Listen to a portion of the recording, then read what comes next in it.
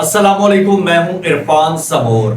दोस्तों, शहबाज हुकूमत के पास अब इतना सा भी ऑप्शन नहीं बचा कि ये मंसूर अली शाह साहब को चीफ जस्टिस ऑफ पाकिस्तान बनने से रोक सकें, क्योंकि अब फैसला हो गया है, बल्कि ऐलान हो गया है कि नए चीफ जस्टिस मंसूर अली शाह ही होंगे और काजी फाइज ईसा साहब को हर सूरत रिटायरमेंट लेना पड़ेगी और घर जाना पड़ेगा, और वो किसी आईनी अदालत की भी सरबराही नहीं कर पाएंगे।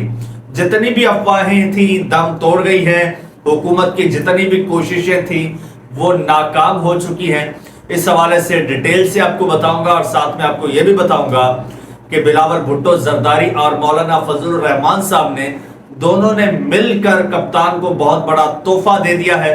और यूं कहा जाए अगर कि ये दोनों कैदी 804 के साथ मिल गए हैं और मिलकर अब उसको वजीर आजम बनाने जा रहे हैं, तो इसमें कुछ गलत ना होगा, क्योंकि इस वक्त सूरत हाल यही बन चुकी है।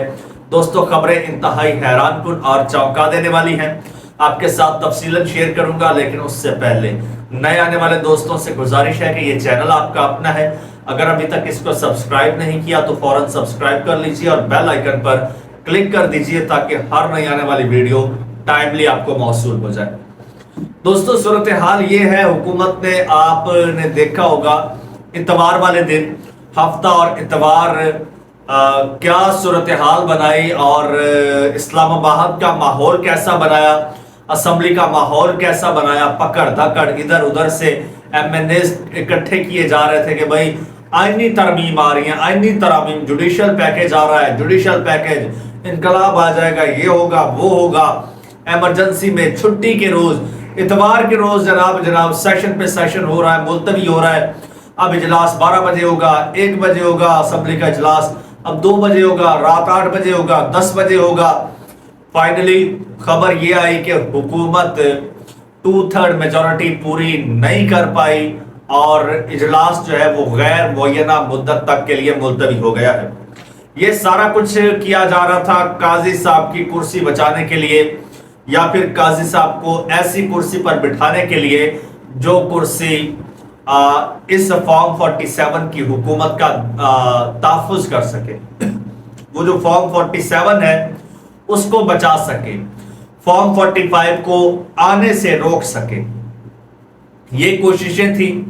बहरहाल ये कोशिशें दम तोड़ चुकी हैं और बुरी तरह से फ्लॉप हो गई हैं, जिसके बाद अब ये कंफर्म हो गया है कि अब हुकूमत ना तरमीम कर सकेगी, ना कोई मुसवदा ला सकेगी, ना काजी साहब को बचा सकेगी। वो किस तरह, मैं आपको बताता हूं। दोस्तों, हुआ कुछ यूं कि हुकूमत ने एक ड्राफ्ट बनाया। ड्राफ्ट क्या, वो कहते हैं जी हमने कच्चा पेपर बनाया था। चलो जी, मान लेते हैं कच्चा पेपर बनाया, जिसमें 50 से ज्यादा शिक्कों में तरामीम करनी थी जी, यानी 50 से ज्यादा तरामीम करनी थी और उसका किसी को कुछ पता नहीं था।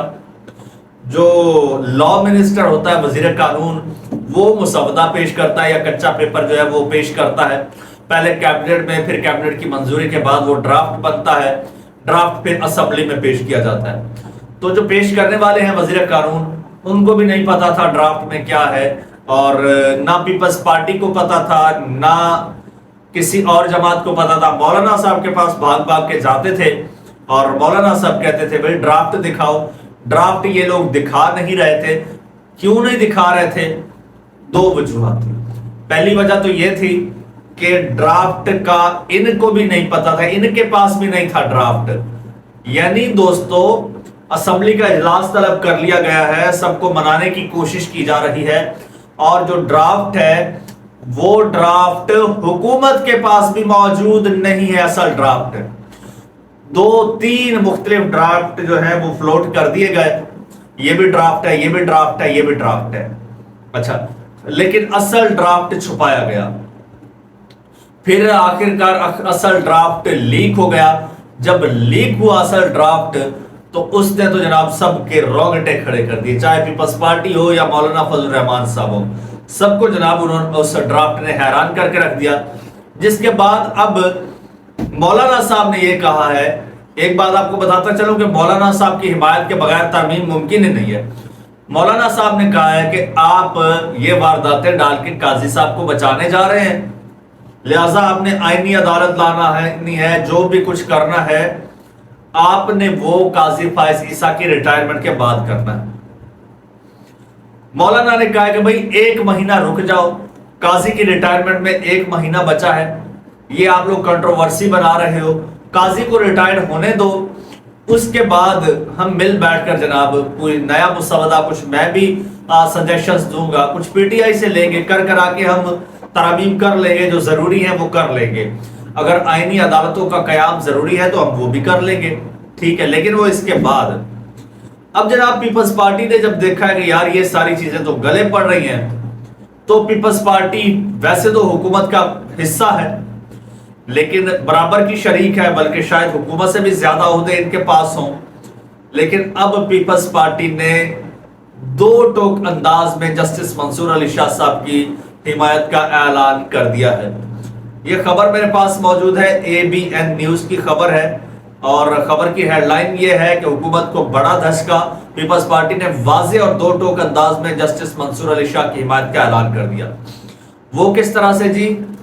بلاول بھٹو زرداری صاحب نے دوستوں کہا ہے کہ سپریم کورٹ سے متعلق حکومت کی جو تجویز تھی کہ ججز کی عمر جو ہے وہ 67 سال کر دی جائے اور مدت 3 سال ہو تاکہ کسی طرح سے قاضی صاحب کو بچایا جا سکے، JUI کی تجویز تھی کہ ججز کی عمر کی حد جو ہے وہ 65 سال ہی رکھی جائے، یہ بلاول بھٹو زرداری صاحب کہتے ہیں، اور کہتے ہیں کہ حکومتی تجاویز سے لگا کہ کسی کو آؤٹ یا ان رکھنے کی کوشش ہے، اور ہم سمجھ رہے تھے کہ حکومت اور مولانا فضل الرحمان جو ہے وہ آن بورڈ ہیں، یعنی ترامیم انہوں نے ایک دوسرے کے ساتھ شیئر کی ہوئی ہیں، ہم سمجھ رہے تھے کہ بس پیپلز پارٹی کو آن بورڈ نہیں لیا جا رہا۔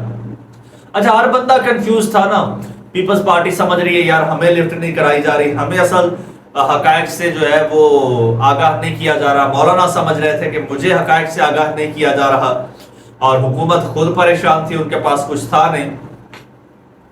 تو وہ کہتے ہیں جی کچا ڈرافٹ پیش کیا گیا جس پر JUI کے زیادہ اور PP کے کم اعتراضات تھے۔ PP کہتی ہے ہمارے بھی اعتراضات تھے لیکن کم تھے، JUI کے زیادہ تھے۔ کہتے ہیں جہاں تک چیف جسٹس کی تعیناتی کا عمل ہے آئین کے مطابق ہے، اور مجھے کوئی شک نہیں کہ آئندہ چیف جسٹس منصور علی شاہ ہی ہوں گے۔ دنیا میں کہیں نہیں ہوتا کہ ججز کا تقرر جو ہے وہ ججز ہی کریں، اور وہ کہتے ہیں کہ پیپلز پارٹی کے ڈرافٹ میں ججز کی عمر سے متعلق کوئی پوائنٹ نہیں تھا، اور حکومت کے ڈرافٹ میں ججز کی عمر سے متعلق پوائنٹ تھا۔ یہ حکومت واردات ڈالنا چاہتی تھی، کہتے تھے کہ بھائی ہم یہ نہیں کر رہے، لیکن یہ پوائنٹ تھا کہ ججز کی عمر بڑھا دی جائے، قاضی کی عمر بڑھ جائے تو ہم قاضی کو جناب بٹھائے رکھیں گے، ہماری حکومت چلتی رہے گی۔ جبکہ پیپلز پارٹی کا مطالبہ تھا کہ آئینی کوڈ بنائیں، عمر بڑھانے کے بجائے کم کریں۔ 2/3 اکثریت سے ججوں کی تقرری کا قانون منظور کرایا، افتخار چودھری نے 2/3 اکثریت کے قانون فیصلے کو واپس کرا دیا۔ اچھا، پھر وہ کہتے ہیں کہ جناب وہ کہتے ہیں کہ جناب آئینی ترامیم کے حوالے سے جناب اسمبلی میں 2/3 اکثریت جو ہے وہ نہیں ہے، اور منحرف اراکین کو ووٹ کا حق دینے کے لیے ہم ترمیم کر رہے ہیں۔ آئینی ترامیم کے لیے ہمیں مولانا فضل الرحمان کا ساتھ چاہیے، نمبر پورے ہو جائیں تو حکومت وفاقی کابینہ میں ڈرافٹ لائے گی، لیکن ابھی تک اس حوالے سے کوئی ڈیولپمنٹ نہیں ہوئی ہے۔ اور وہ کہتے ہیں کہ ان فیوچر اگر مولانا صاحب راضی ہو جاتے ہیں تو صورتحال یہ ہے کہ مولانا صاحب اس وقت 50 میں سے صرف ایک جو ہے وہ اس پہ پوائنٹ پہ راضی ہوئے ہیں، اس کے علاوہ مولانا صاحب راضی نہیں ہو رہے۔